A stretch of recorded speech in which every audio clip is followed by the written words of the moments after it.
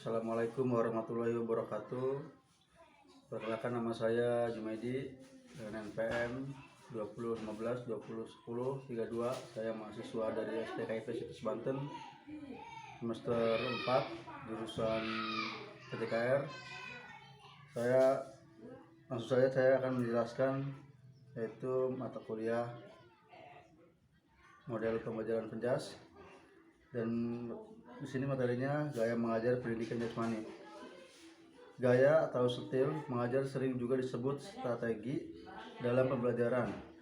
Ada berbagai macam bentuk strategi pembelajaran pendidikan jasmani dan olahraga. Di antaranya yaitu strategi pembelajaran komando, strategi tugas individu atau latihan, strategi pembelajaran resiprokal, strategi with discovery. Selanjutnya strategi pembelajaran komando. Strategi pembelajaran komando adalah pendekatan mengajar yang paling bergantung pada guru. Tujuannya adalah penampilan yang cermat. Selanjutnya, guru menyiapkan semua aspek pengajaran dan dia sepenuhnya. Selanjutnya, pada dasarnya strategi pembelajaran ini ditandai dengan penjelasan, demonstrasi, dan latihan. Terusnya, penerapan strategi pembelajaran komando. Ingin diajarkan keterampilan khusus atau khas, menangani kelas yang sulit dikendalikan, ingin mencapai kemajuan yang lebih cepat. Sekelompok anak yang diperlukan khusus. Langkah-langkah mengenai prosedur strategi komando. Guru menyiapkan seperangkat kegiatan belajar mengajar yang pada umumnya berkenaan dengan bentuk, tempo, urutan, frekuensi, intensitas, penilaian, dan tujuan pembelajaran.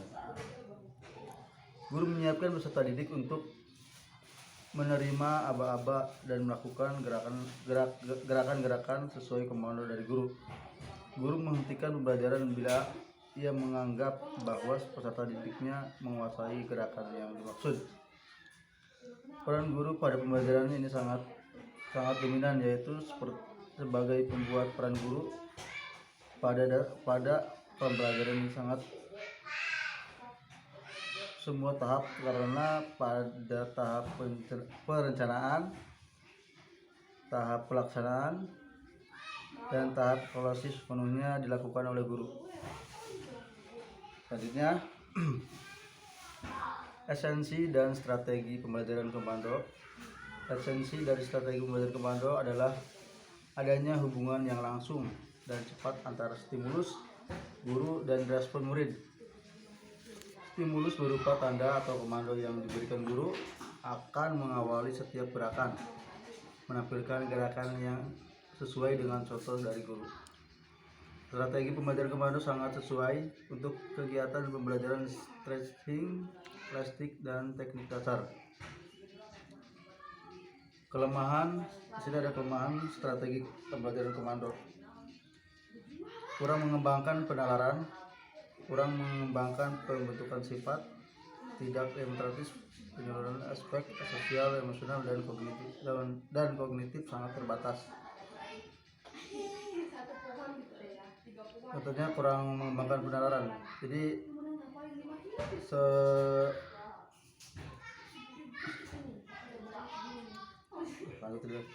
keunggulan strategi pembelajaran komando. Keseragaman gerak jika dilakukan oleh banyak orang dapat membuat suasana indah. Mengembangkan perilaku disiplin, menghasilkan tingkat kegiatan yang tinggi.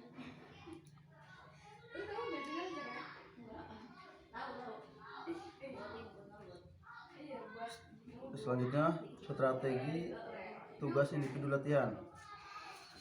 Dalam strategi pembelajaran ini, peserta didik diberikan waktu untuk melaksanakan tugas secara perorangan, sedangkan guru memberikan umpan balik kepada semua peserta didik secara perorangan. Di sini guru bertanggung jawab menentukan tujuan pengajaran, memilih aktivitas yang menetapkan tata urut kegiatan untuk mencapai tujuan pengajaran.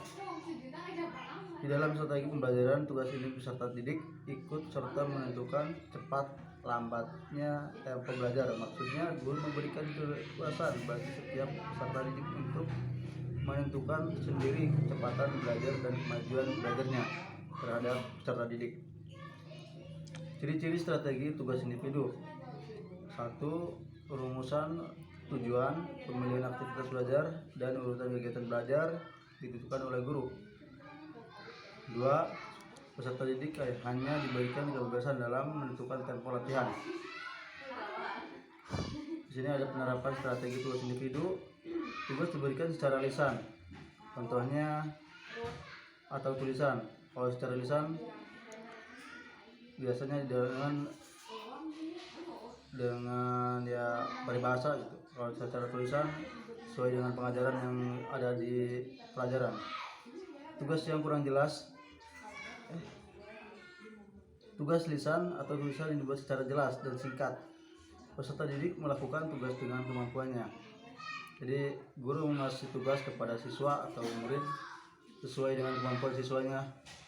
Contoh, kalau misalkan dari anak SD kelas 5, guru memberikan tugas kepada siswa, yaitu misalkan tugasnya membawa kembang, tanaman kembang gitu. Terus guru menyuruh atau memberikan tugas kepada siswa dalam pembelajaran penjas, yaitu lempar bola seperti itu ya. Kelemahan strategi tugas individu: kurang mengembangkan kreativitas. Tugas yang kurang jelas dan terlalu panjang dapat menimbulkan lupa. Jadi kurang mengembangkan kreativitas. Jadi si siswa kalau misalkan kita dikasih tugas yang terlalu berat, maka kreativitas siswa nggak bakalan ini. Kalau misalkan kita step by step ngasih tugas kepada siswa, nanti kreativitasnya akan timbul sendiri. Tugas yang kurang jelas dan terlalu panjang dapat menimbulkan lupa. Iya, seorang siswa maka pasti atau murid pasti banyak lupa, apalagi tugas yang sangat panjang atau tidak jelas. Mungkin itu dari saya. Kurang lebihnya mohon maaf. Saya akhiri. Wassalamualaikum warahmatullahi wabarakatuh.